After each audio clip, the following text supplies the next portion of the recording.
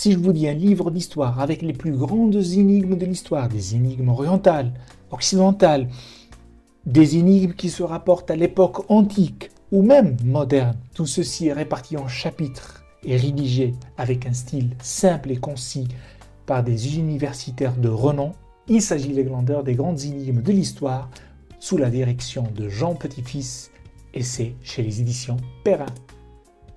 Salutations les Glandeurs, j'espère que vous allez bien et aujourd'hui on va parler d'un livre qui m'a vraiment plu durant ce mois-ci. Il s'agit d'un livre d'histoire et c'est sur les énigmes et les grandes énigmes de l'histoire qui touchent l'histoire de l'humanité. J'ai reçu ce livre de la part de les éditions Perrin. Comme vous voyez, c'est une brique, donc je ne pouvais pas la prendre avec moi au travail pour lire. C'était ma lecture du soir. Chaque soir, j'essayais de lire un ou deux chapitres de ce livre. Il faut savoir que ce livre est subdivisé en plusieurs chapitres. Chaque chapitre traite d'une histoire ou d'un moment de l'histoire en essayant de donner les versions ou la version de telle ou telle énigme. Comme vous le savez, dans l'histoire, même l'histoire officielle, il y a toujours des zones d'ombre. Ce livre essaie de répondre en quelque sorte à ce genre de problématique ou à ce genre de mystère. Il y a bien sûr la version ou les versions officielles, d'un côté les Glandeurs, et de l'autre, bien sûr, nous avons les versions officieuses qui viennent en quelque sorte miner carrément l'histoire en lui donnant un caractère mystérieux, énigmatique, voire conspirationniste. Et vous savez que aujourd'hui, avec les réseaux sociaux, avec l'internet, les théories du complot, la conspiration est partout. Ce livre essaie de brosser un tableau des différents moments historiques clés qui ont marqué l'histoire, en apportant des réponses, si ce n'est un semblant de réponse, car comme vous savez, l'histoire est très ambiguë et très capricieuse, et par moments, même le plus grand historien qui existe peut buter contre un mur, contre des hypothèses. Et dans ce livre Les Glandeurs, vous allez faire affaire à plusieurs hypothèses, à plusieurs théories, que ce soit la civilisation égyptienne, que ce soit avec la mort de Kennedy, ou même le cadavre problématique de Hitler. Tous ces sujets sont traités minutieusement par les auteurs. Je dis bien des auteurs parce qu'il y a plusieurs historiens qui ont collaboré pour produire ce livre.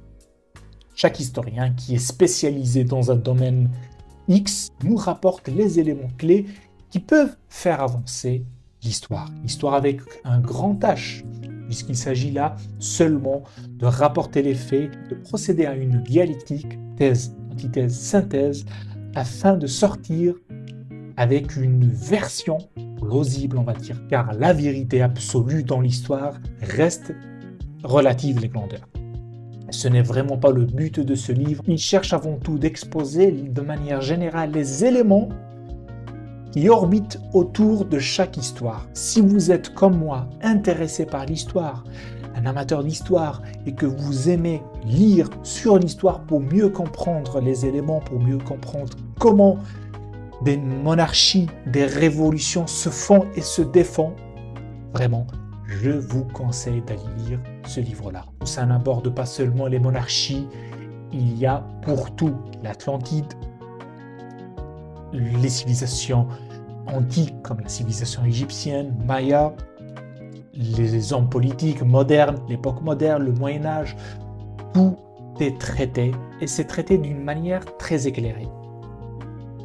Académique si vous voulez. Néanmoins, le style reste vraiment abordable, sauf pour quelques auteurs qui sont restés ancrés dans leur posture de universitaire et en parlant à un public universitaire malheureusement.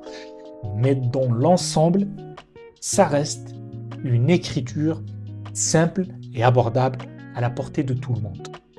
Que vous ayez des repères historiques ou non sur tel ou tel sujet, vous allez pouvoir vous repérez au début de chaque chapitre. Parce qu'au début de chaque chapitre, c'est le même modus operandi, c'est-à-dire une petite introduction dans laquelle l'auteur présente les éléments connus de l'histoire puis enchaîne avec une sous-partie qui va vraiment traiter des énigmes ou des côtés sombres de tel ou tel événement.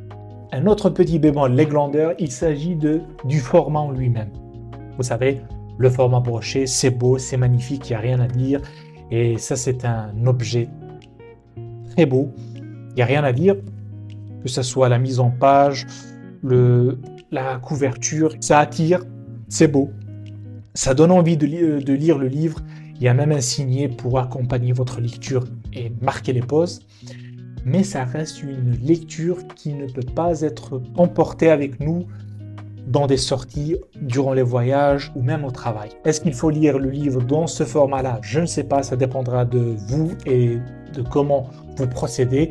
Si par exemple vous faites comme moi, vous consacrerez chaque nuit une partie de votre temps à lire un chapitre ou 2 chapitres, ça passera comme une lettre à la poste, parce que voilà, ça sera une lecture destinée seulement à la maison, ça se comprend, mais je vois mal lire ce livre dans les transports en commun ou bien à l'extérieur. Toutefois, vous pouvez attendre un petit peu, patienter un petit peu, et normalement le livre sortira chez les éditions Talendier, c'est les éditions poche de Perrin, donc c'est la même maison d'édition.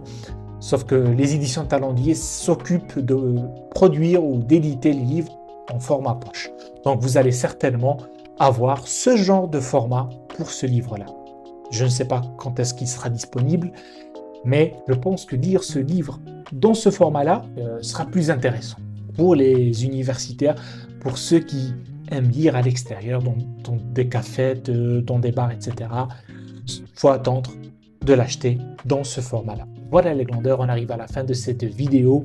Je vous invite vraiment à aller découvrir ce livre. Ça va vous éclairer sur plusieurs points et même démonter en quelque sorte certaines théories du complot, des fake news qui minent en quelque sorte l'histoire officielle, ne serait-ce que le cadavre d'Hitler, pour lequel est consacré tout un chapitre très bien écrit, très bien expliqué, qui répond à la question fréquente: est-ce que Hitler est réellement mort en 1945? N'hésitez pas à partager la vidéo, à vous abonner comme toujours les glandeurs. Que la passion soit avec vous. À plus.